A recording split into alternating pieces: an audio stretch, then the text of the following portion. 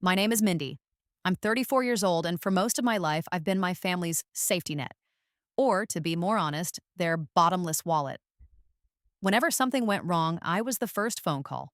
When my father's business failed, I covered his loans. When my mother maxed out her credit cards, I paid them off. When my younger sister Lindsay dropped out of college to figure herself out, I was the one wiring tuition again 6 months later. They called me the responsible one, the strong one, the daughter who always helps. What they meant was then the one they could use without guilt. It started small, a few hundred here, a temporary loan there. But over the years, helping became expected and expected became demanded. They stopped asking with please. They stopped saying thank you. I became part of the household machinery, but invisible, automatic, reliable. I told myself I didn't mind. Dad had survived cancer. Mom had worked so hard all her life. And Lindsay was still trying to find herself. I could afford it. I had a good job, a career in tech, long hours, constant travel, and finally money that actually stayed in my account long enough to notice.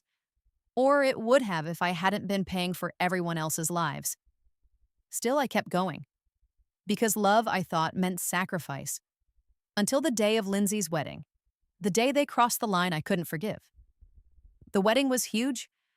White tents, gold lights, champagne everywhere. Exactly the kind of expensive celebration my parents had always dreamed of. And of course, I had paid for most of it.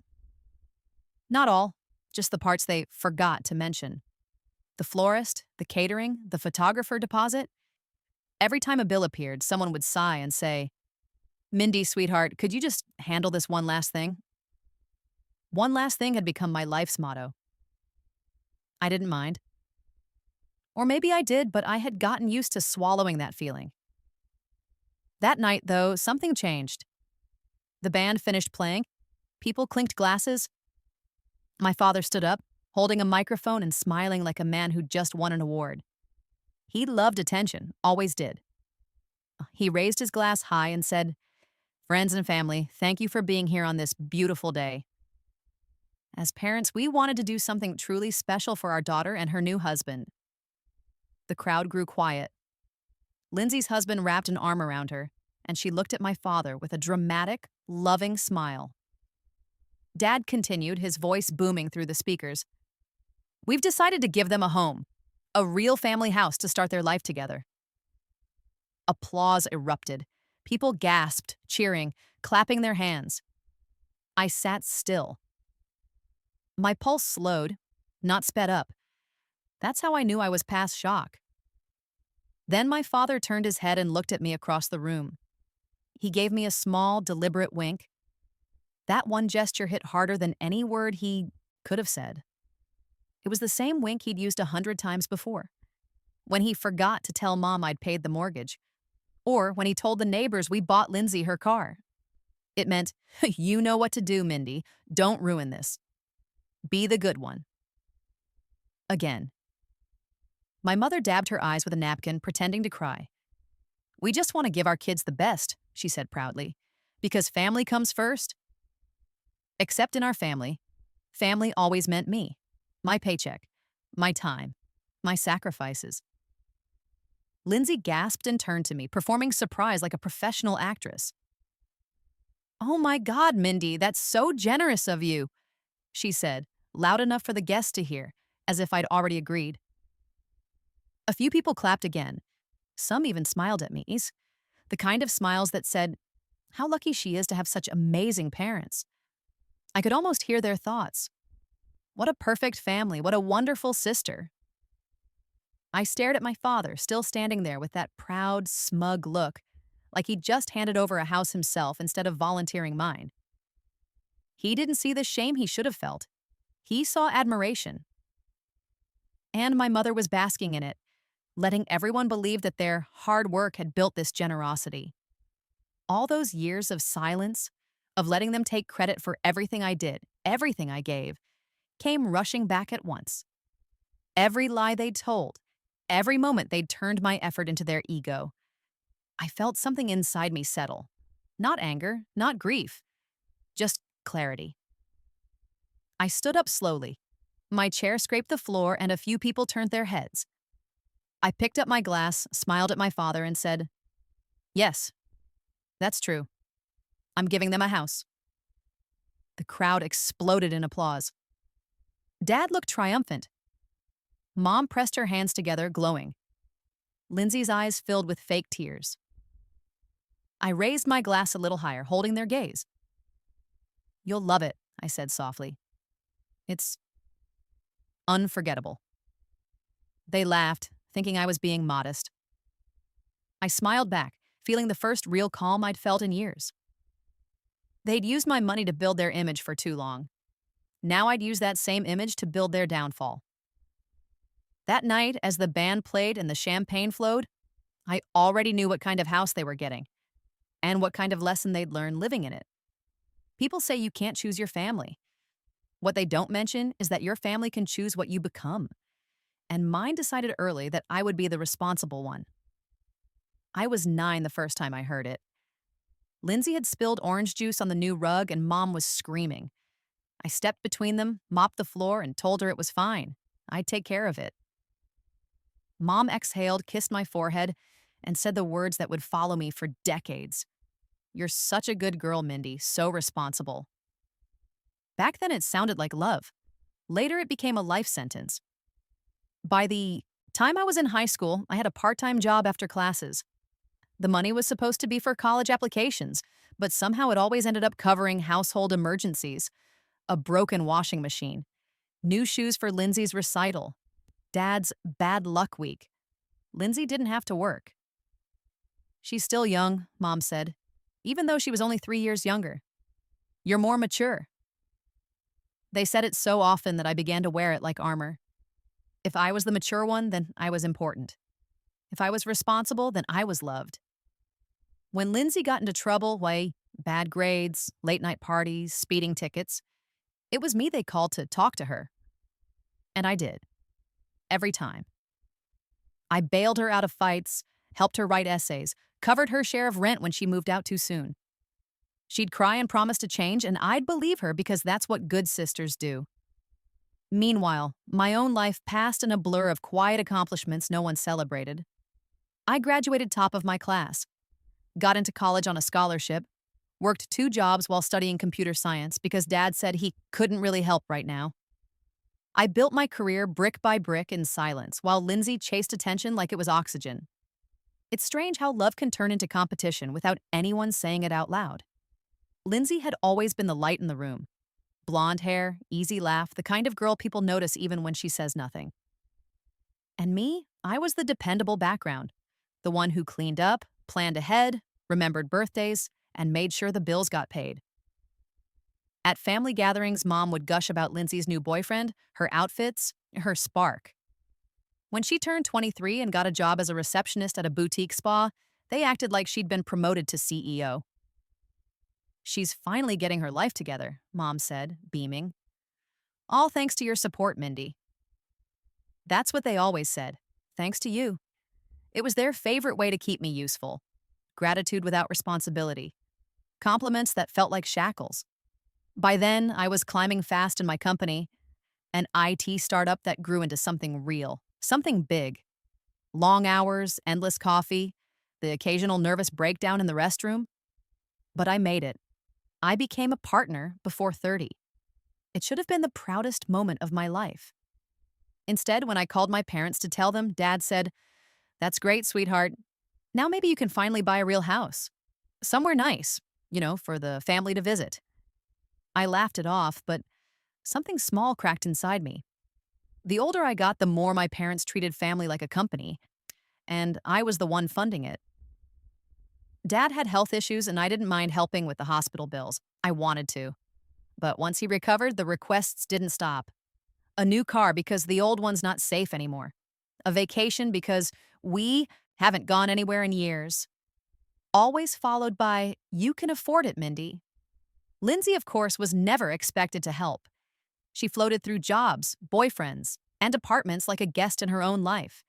And my parents adored her for it. "She just needs time to figure things out," Mom would say whenever I tried to point out the difference between need and negligence. I was the one who had everything under control, so no one asked what I needed. I started to notice how my parents spoke about me when they thought I wasn't listening. Mine's doing well, Dad would say, like he was talking about a stock he'd invested in. And Mom would nod proudly. All those late nights are paying off. She worked so hard. We raised her right. We raised her right. I wondered if they'd ever realize I'd raised myself. There was one night that summed up everything, long before the wedding. Lindsay had just broken up with another boyfriend and called me sobbing. She'd missed rent, lost her job, and didn't know what to do. I drove over with takeout and cash. She hugged me and said, "You're the only one who really understands me." 2 weeks later, I found out she'd spent the money on a weekend trip to Miami with a new guy. When I confronted her, she just laughed. "Don't be so dramatic, Mindy. You make enough to help family once in a while." I remember standing there, watching her smile like nothing was wrong, realizing that she truly believed it. That's when I stopped being angry. Anger implies hope, the idea that someone could change. I didn't hope anymore. I just adjusted. I started saying no. Not often at first, a few small refusals that earned confused looks. But I noticed how fast their tone changed when the money stopped flowing. Calls became shorter, texts went unanswered. Lindsay started posting cryptic quotes online about selfish people and toxic family members. I almost gave in a few times. The guilt was that strong, built from years of training. But every time I reminded myself, they only loved me when I gave. Without the giving, what was left? At work, I became known for being calm under pressure. The woman who never lost control. I built teams, signed contracts, managed projects worth more than my parents' entire lifetime income. And yet, when I visited them, I became small again. Dad would ask about work for 5 minutes before switching the topic to Lindsay's latest big plans. Mom would whisper that Lindsay was seeing someone serious this time, like it was a royal engagement. I'd bring gifts, nice ones, and they'd ask if I'd gotten discounts through my company. Once Lindsay asked if I could co-sign a loan for her dream business. When I said no, she told me I'd changed. Maybe I had. But the hardest part wasn't their manipulation. It was the loneliness that followed once I stopped letting them use me. I had built a life full of success and independence, but no one to share it with. No one ever asked how I felt. They only asked what I could do. When Lindsay announced her engagement, my parents reacted like they'd been personally proposed to. Mom cried for 2 days. Dad called everyone he knew. They said it was the event of the year, and I believed them because I knew who'd be paying for it. I didn't even argue. I covered what they asked for. I wanted it to be over. Part of me thought maybe this time, after all I'd done, they'd finally appreciate me. But as the wedding approached, I noticed the familiar pattern. They spoke about our generosity, our effort, our gift to Lindsay. Never mine, always theirs. By then, I was too tired to correct them.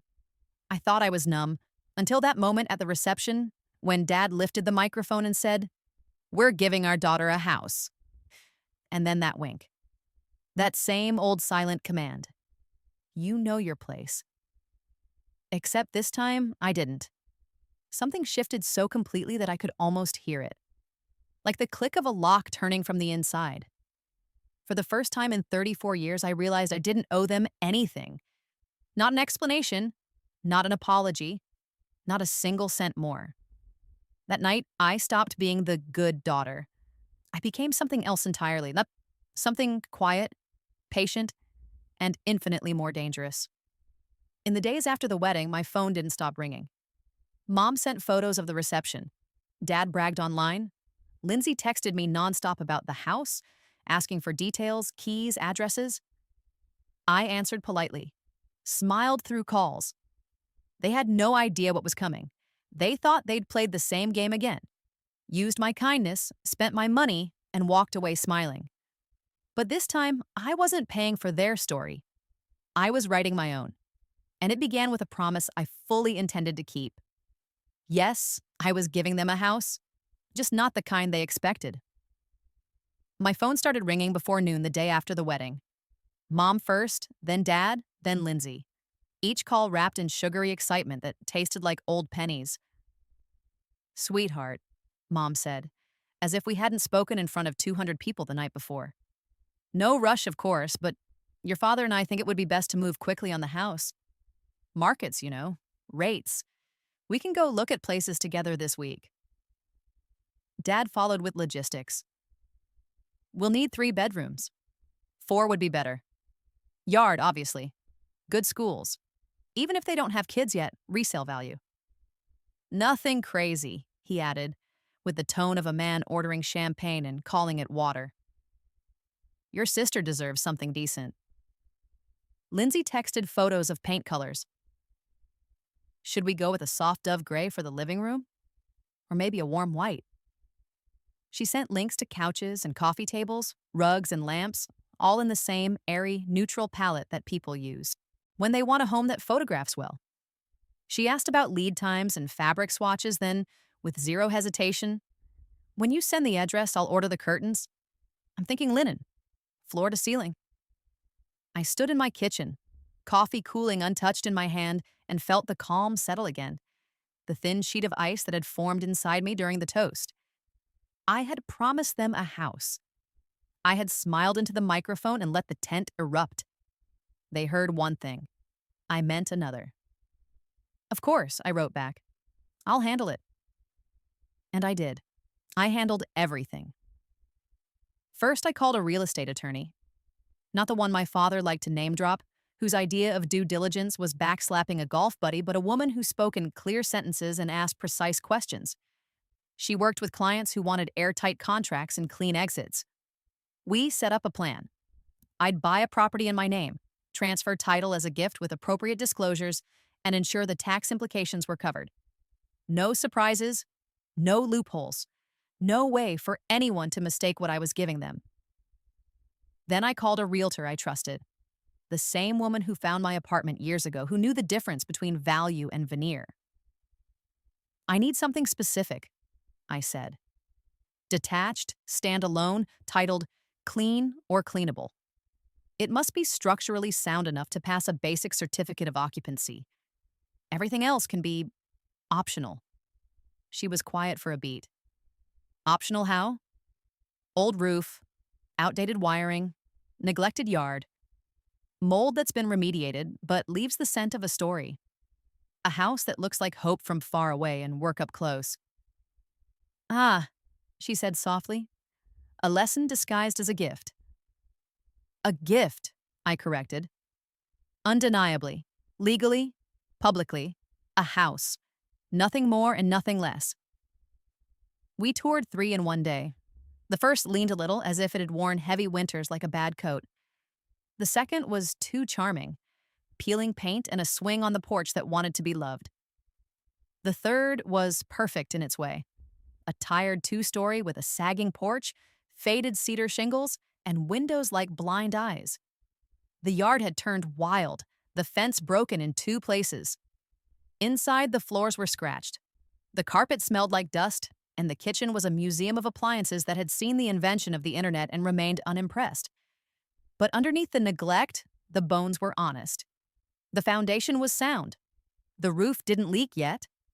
The electrical panel was antique but legal. The house would not collapse on a wedding dress. I stood in the doorway and knew, not because it was ugly, but because it told the truth.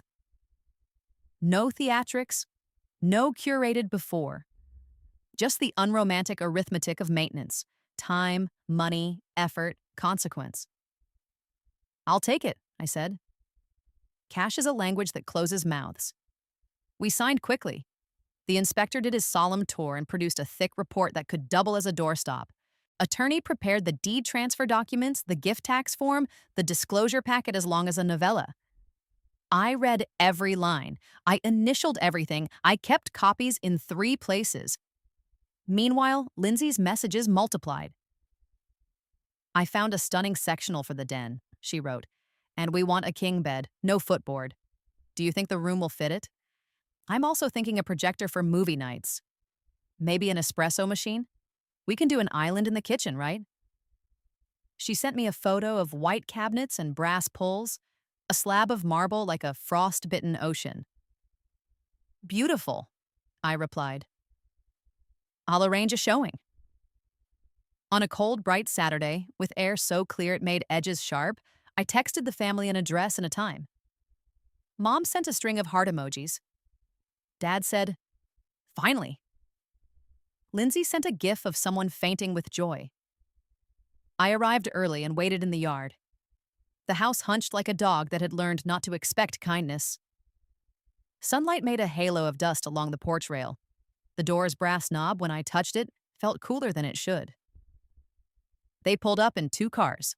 Mom and Dad in the first, Lindsay and her husband in the second. Mom stepped out in heels meant for different occasions. Dad wore a grin like he'd negotiated a deal. Lindsay's husband looked interested in the way people look when they think something expensive is about to become theirs. Lindsay hesitated, confused. Is this the right place? Her face changed in small, quick ways. New calculations in the eyes, a tightening around her mouth. It is, I said, and handed her the folder. A tidy package with a crisp ribbon. Because presentation is a kindness, even when the contents are not. What's this? She asked.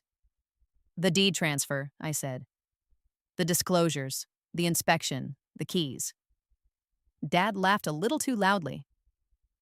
We're going to look first, sweetheart. No need to be dramatic. We'll look, I agreed, gesturing to the door. It's yours, you should see it. Inside, the air was cooler than outside. The kind of cold that lives in lumber, in drywall, in floors that haven't felt footsteps in a while. The living room opened like a tired mouth. The walls wore the tan of past cigarettes and unambitious paint. The fireplace was bricked shut. A hand-painted tile on the hearth showed a ship with sails stained by someone else's weather. Lindsay took 3 steps, then stopped. Her husband touched the wall with one finger and pulled it back like he'd been burned.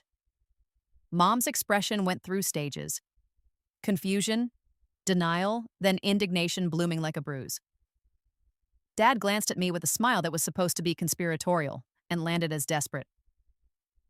We can fix it up, he said quickly.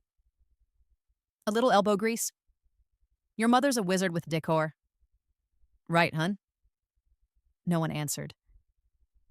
We moved through the house, room by room. The kitchen made its case in silence. Laminate counters bubbled in one corner. The oven older than my parents' marriage. The sink with a personality. The dining room had a window that refused to open, as if the house was afraid something would get out. Upstairs, the primary bedroom wore a carpet the color of old tea. The bathroom had a vanity that had seen too many mornings and never forgiven a single one. In the back bedroom, Lindsay finally spoke. This is a joke, she said, voice flat. Right? I set the folder on the dusty windowsill and opened it. It's a house, I said, and my voice surprised me with how gentle it sounded. It is legally and publicly a house. It has 4 walls, a roof, a yard. It will pass occupancy. It is exactly what I promised. But you knew we wanted... She stopped, bit the inside of her cheek hard enough to turn it white.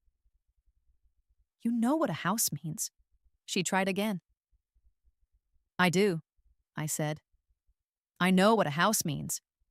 It means work. It means ownership. It means paying for what you want to live inside.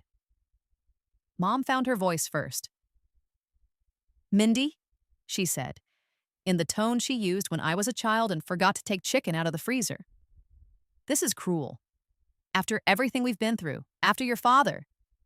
After I said without raising my voice, paid for everything you've been through. Dad stepped in front of her. He didn't shout. He rarely does. He uses gravity instead. You embarrassed us, he said. You stood in front of our friends and promised a home. I delivered one, I said. It's a wreck. It's a start. Lindsay's husband finally spoke, as if remembering he was allowed. The kitchen alone will cost... Yes, I said. It will. Lindsay turned a slow circle in the small room, hands hovering midair like she wished she could rearrange it by gesture. You can afford better. she said softly to the window, to the wall, to the version of me that used to appear and fix things. You have always been able to afford better. That's the point, I said. I can. You can't. Silence deepened the way a room grows darker when a cloud passes. Outside, a car drove by, music low, bass like a distant heartbeat. Somewhere in the house, a pipe ticked as it adjusted to the idea of being noticed. Lindsay's eyes shone but did not spill. You did this to humiliate me. I did this to stop lying, I said. We have all been lying for years. You lie to yourself about what you're owed. Mom lies to herself about what she's given. Dad lies to the world about what he's built. And I spread my hands, have lied by paying for it and letting you put your names on my work. Here is something honest. It is ugly and it is fair. Mom pressed her fingers to her temples. We announced this, Mindy. We told everyone. We told the family. People will think that you gave your daughter a house, I said. They will be correct. Dad's mouth flattened.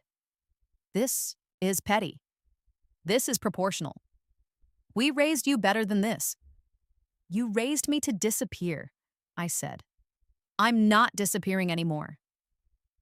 Lindsay snatched the folder, flipped through the pages with a frantic rustle, stopped at the line where my attorney had written the words in a font that did not blink.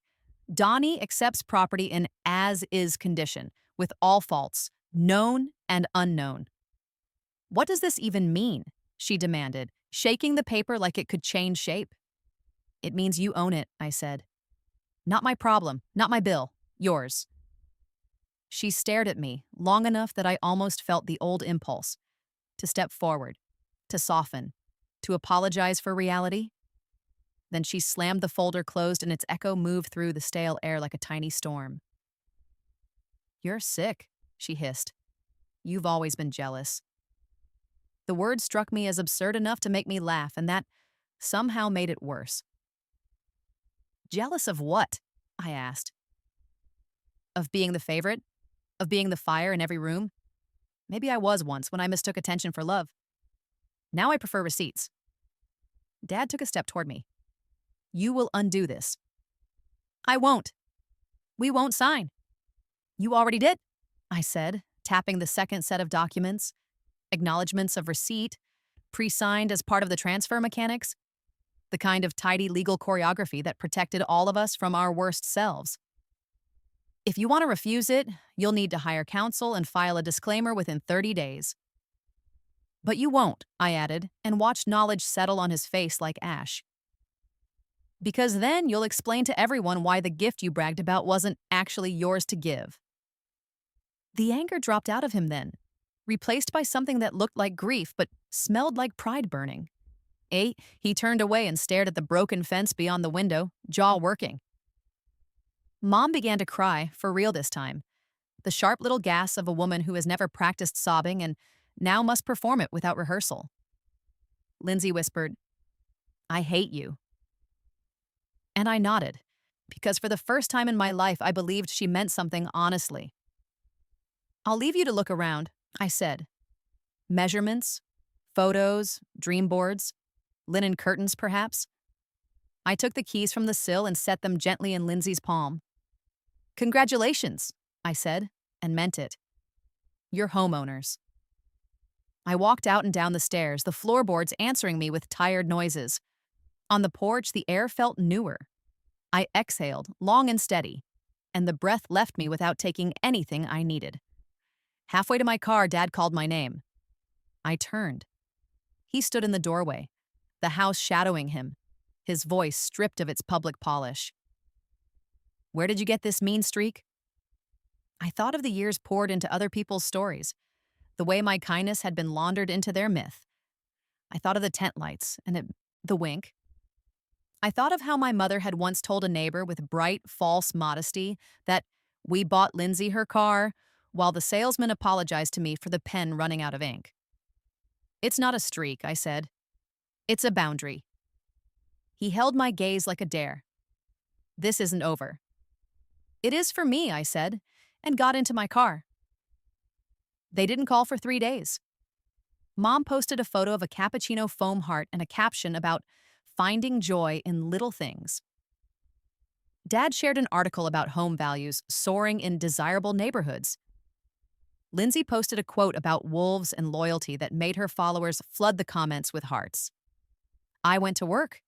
I slept better than I had in months. On the fourth day, a text arrived from Lindsay. A photo of the kitchen, the oven door open to reveal its ancient metal belly. A single word underneath, why? I typed and deleted 3 replies before choosing none and sending one sentence. Because it's yours. The next week, Dad called. We'll need some help, he said, the way a man might say, we'll need oxygen. A roof, wiring, a contractor, we don't know where to start. I recommend getting 3 quotes, I said, and paying half up front and half on completion. Ask for references. A beat. You're not paying. I gave you a house, I said. He made a sound I couldn't place. One day, he said, you'll regret this. I hope so, I said. Regret is a sign you had options. After we hung up, I stood at my window and watched the city pulse. Tiny lives lit in rectangles, people cooking and fighting and loving and sleeping. I felt the strange, clean ache of a muscle used properly for the first time. Maybe I would regret it. Maybe there would be days when the old training would twinge, when I'd want to rush in with a check and a kiss and the quick anesthetic of being needed. But this new ache was honest. It asked nothing of me but to keep it company while it healed. Weeks later, I drove past the house. A dumpster sat in the yard, yawning. The porch had been scraped. The paint had surrendered in long curls. 2 men in work boots smoked under the elm, talking with the easy rhythm of people who have learned how to measure time in jobs finished. Lindsay's car wasn't there. Neither was my parents'. The house looked, for the first time since I met it, like it might survive. I didn't stop. It wasn't my story anymore. At home, I put my phone on the counter and made tea. Quiet moved through my apartment in a way that felt like a blessing and not a punishment. The mug was warm in my hands. My reflection in the window was ordinary. A woman with work to do and a life to live, and a family she loved enough to finally teach what love costs. They had wanted a palace. I had given them a door. What they built from it would be their choice at last.